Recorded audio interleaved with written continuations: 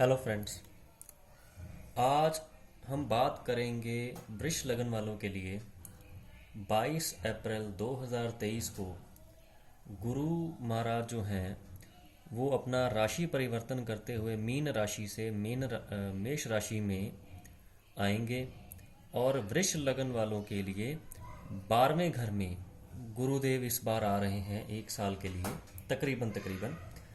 तो 12वें घर में आकर गुरुदेव जो हैं वृष लगन वालों के लिए किस तरह का प्रभाव रखेंगे, आज ये सारी चर्चा करेंगे।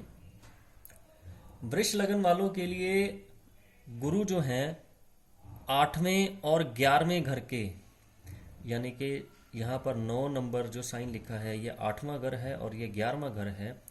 इन दो घरों के जो स्वामी हैं गुरुदेव वो 12वें घर में आ रहे हैं।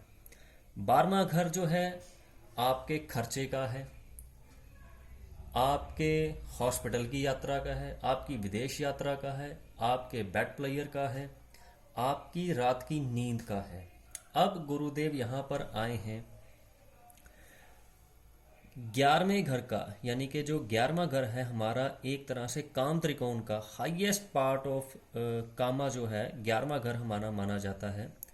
और उसका लॉर्ड जो है वो 12वें घर में, यानी कि आपका खर्चा। और गुरु जो है वो एक्सपेंशन का कारक है।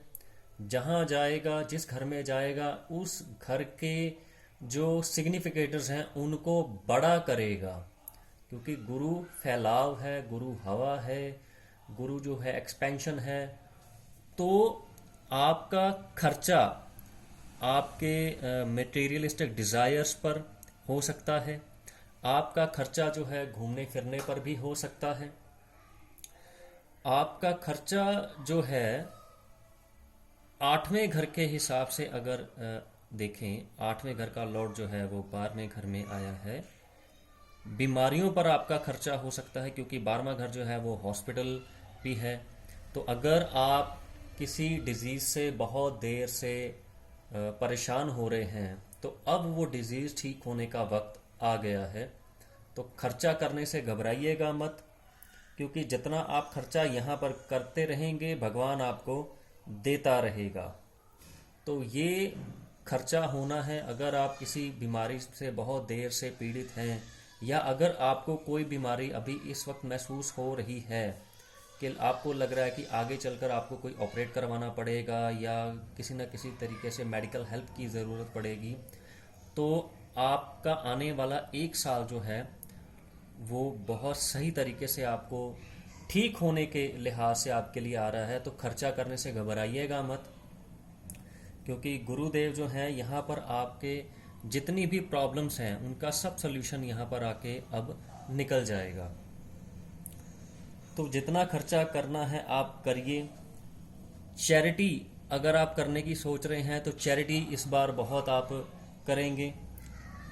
और स्पेशली जो एक 12वें घर के रिलेटेड माना जाता है कि 12वें घर के में जब आपका गुरु महाराज इस बार आएंगे तो लोग आपके पास अपनी प्रॉब्लम्स लेकर आएंगे उसके सल्यूशन के लिए, पर आपको मना नहीं करना है, क्योंकि आपकी एडवाइस से लोगों की प्रॉब्लम सॉल्व होगी, उनका भाग्य उदय होगा।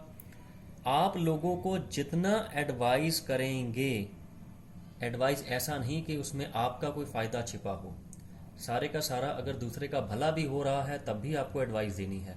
तो जितनी आप एडवाइस करेंगे उतनी आपकी तरक्की होगी, उतनी आपकी एक्सपेंशन होगी। और जुपिटर 12वें घर में आपके आ रहा है। गलती से भी अगर ऐसे इंसान को जिनका जुपिटर 12वें भाव में भी है, अब 12वें भाव में आ रहा है, तो ऐसे इंसान को अगर किसी ने सताया, परेशान किया या तंग किया तो वो आदमी आगे जाकर खुद तंग हो जाएगा, लेकिन ऐसे इंसान का कुछ नहीं बिगड़ेगा। और 12वें घर में गुरु महाराज जी जब भ्रमण करते हुए आएंगे तो अगर आप किसी को आशीर्वाद भी देंगे तो वो भी उसे लग जाएगा। तो बहुत ही शुभ तरीके से एक तरह से 12वें घर में आपके आ रहा है। हालांकि 12वें घर का 8वें घर का जो स्वामी है वो 12वें घर में आ रहा है, ये 8वां घर जो है आपकी डीप रिसर्च का भी है। तो अगर आप कोई रिसर्च करना चाह रहे हैं किसी तरीके से, तो खर्चा करने से घबराइएगा नहीं, क्योंकि गुरु यहाँ पर आपका खर्चा तो वैसे भी करवाएगा। अब आपको तय करना है कि वो खर्चा जो है किस तरीके से करना है। 12वें भाव से गुरु की जो 5वीं दृष्टि है आपके 4थे भाव में आ रही है। तो अगर आप कोई मकान से रिलेटेड आपका अभी चल रहा है टाइम कि आपने कोई मकान लेना है या मकान की रेनोवेट करवानी है, कंस्ट्रक्शन करवानी है, प्रॉपर्टी कोई ना कोई बाय करनी है, तो आपके लिए वक्त आ चुका है, क्योंकि खर्चा तो आपका होना है। तो खर्चे को क्यों ना उस तरीके से किया जाए जिसमें आपका भी फ़ायदा हो। तो प्रॉपर्टी बाय करना, किसी ना किसी तरीके से घर को किसी भी तरीके से आपको अगर कुछ करना है, स्पेशली मदर के ऊपर आपका खर्चा हो सकता है, तो करने से घबराइएगा मत, क्योंकि खर्चा तो वैसे भी होना है, लेकिन खर्चा करते जाएंगे तो भगवान देता जाएगा। खर्चा नहीं करोगे तो भगवान भी आगे नहीं देगा।